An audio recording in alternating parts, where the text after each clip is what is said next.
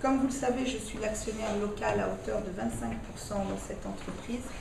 Pour beaucoup d'entre vous, en tout cas pour la majorité d'entre vous, nous avons commencé à travailler ensemble en 2005, quand on a annoncé qu'il y aurait une nouvelle entreprise qui s'installerait. Je m'étais engagée face au peuple que cette entreprise paye ses taxes, paye ses droits, mais surtout développe le téléphone dans notre pays. Et je pense que cette partie du contrat a largement été respectée, mais ce n'est qu'un début. Je considère qu'aujourd'hui, cette structure est une entreprise privée, mais qui a un devoir public. Depuis un certain temps, il y a un certain nombre de choses qui circulent, comme vous le savez. Beaucoup d'entre vous m'ont appelé individuellement pour demander mon avis, et systématiquement, j'ai répondu que je n'avais rien à dire. Pour plusieurs raisons. La première, c'est que je considère que lorsqu'on est en phase de négociation, on n'a pas à le mettre par voie de presse. Ça, c'est ma position. Une négociation est au départ quelque chose de confidentiel. Donc j'ai choisi et je considérais qu'en tant qu'associé local, mon rôle n'était pas de faire ce genre de choses. Lorsque les sujets, il y a quelques mois, qui ont été abordés étaient la dette fiscale, je me suis levée, j'ai regardé, j'ai constaté qu'il n'y avait pas de dette fiscale.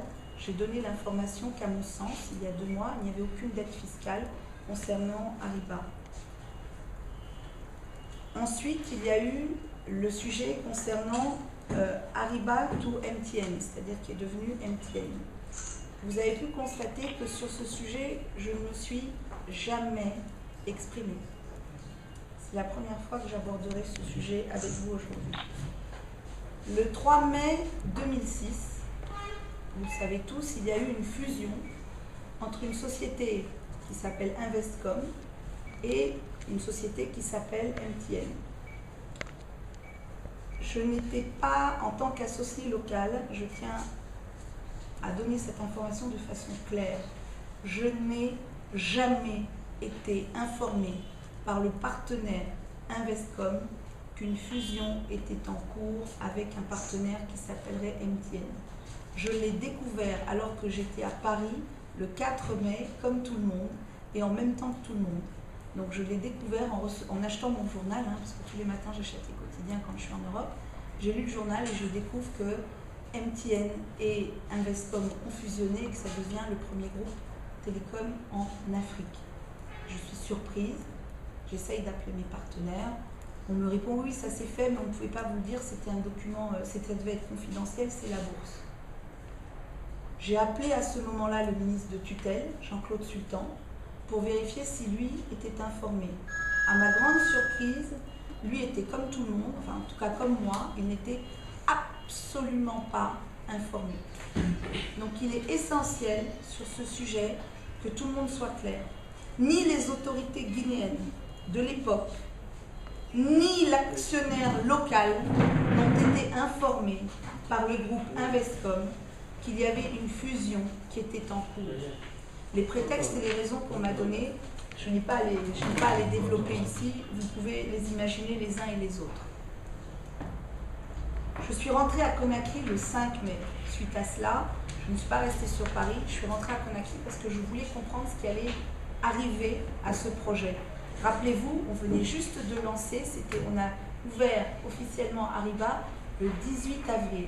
J'ai quitté Conakry le 18 avril 2006. J'ai quitté Conakry le 30 avril 2006, je suis rentrée le 5 quand j'ai appris comme tout le monde que c'était vendu. Donc, il y avait une fusion qui avait été faite à hauteur de 5 milliards 500 millions de dollars par Investcom.